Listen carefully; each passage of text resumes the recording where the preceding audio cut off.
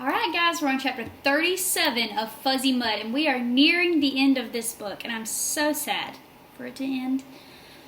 If anybody has any suggestions for our next read aloud, go ahead and shoot them in the comments of this assignment so that I can get some ideas of what you guys want me to read for you. Alright, so let's get started. Chapter 37, Thursday, December 30th. The quarantine was lifted. Under the direction of the National Institutes of Health, Dr. Crumbly's cure was mass-produced. It successfully treated more than 60,000 people and animals afflicted with the Dilwadi blister rash. The now official name was of that particular medical condition. Medical books were being updated with before and after photos of Tamaya Dilwadi's skin. 2 weeks after being discharged, Tamaya and Marshall returned to the hospital, this time as visitors.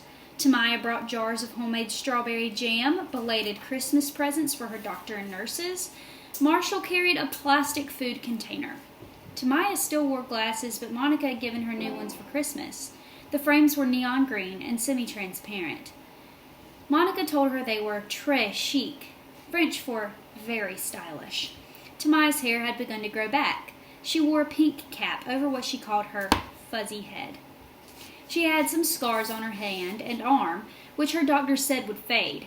There was a pockmark on her face, which her friend Summer insisted only made her prettier. In order to be perfect, every woman needs an imperfection, Summer had told her.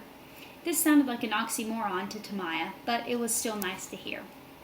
After Tamaya gave the strawberry jam to Rhonda, Rhonda said she had something for her, too. She handed her a flat box. Tamaya opened it to find a new school sweater. How'd you know? She couldn't remember ever telling Rhonda about the sweater.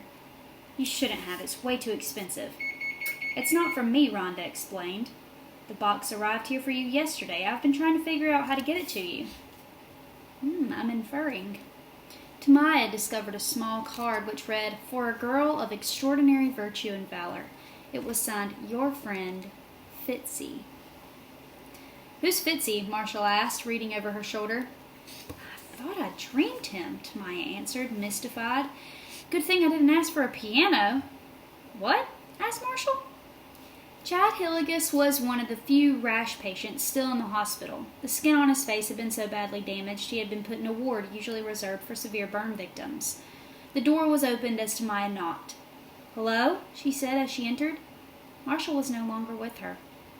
Chad was sitting up in bed, wearing green pinstripe pajamas. A ray of sunlight shone through the window, highlighting a shaft of dust particles and casting a glare across his heavily scarred face. He wore a pair of the hospital-issued black-framed glasses. Tamaya was happy to see the glasses. If he'd been blind, there would still have been no need for them.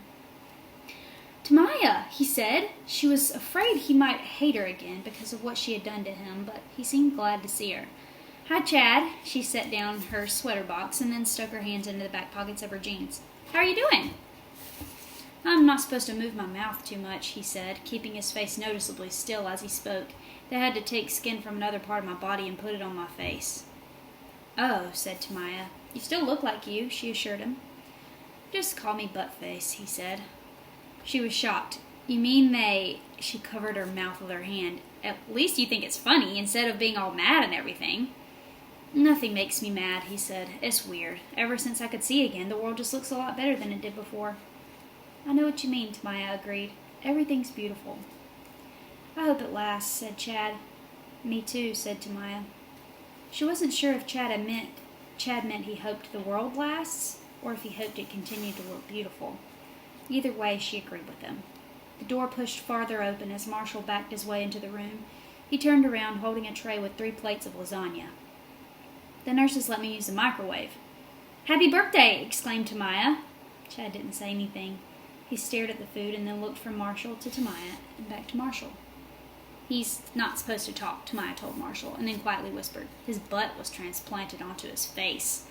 Chad pulled back his covers and then slowly slid away from the bed. Chad pulled back his covers, then slowly slid down from the bed. He stepped toward Marshall, who set down the tray and nervously backed away. It might have been all talk about Frankengerms, but with his scarred and rigid face and his now outstretched arms, Tamaya thought Chad looked a little bit like the Frankenstein monster. Marshall backed up against the wall. Chad clasped Marshall by the shoulders, pulled him close, and hugged him. Thanks, man, Chad said. Marshall twisted free. It was Tamaya's idea. Tamaya laughed at Marshall's awkwardness. She wondered why boys were always so weird about hugging, but then her heart stopped when Chad's eyes fixed on her. He opened his arms wide and said the same 3 words he had said to her once before. You're next, Tamaya. What a heartwarming chapter. So it sounds like Chad, at the end of that chapter when he said you're next, he was telling Tamaya she was next for a hug, which is ironic, seeing as the last time he said that to her, he meant that she was next for him to beat up. So we definitely see their relationship taking some changes, and you guys predicted some ways that they would change. Now, what I want you to do today for your discussion on Flipgrid, I'll tell you in the description on the Flipgrid. So hope you're having a great day, and don't forget to take part in the discussion today. Bye.